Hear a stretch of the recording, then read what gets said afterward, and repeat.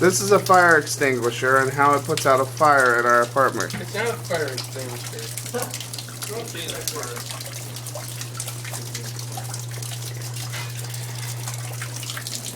Maybe let's change our carpeting this time. Okay, well, let's just swap it out and dump that out. Then let's. I get it, Chad, but you're in the way, aren't you?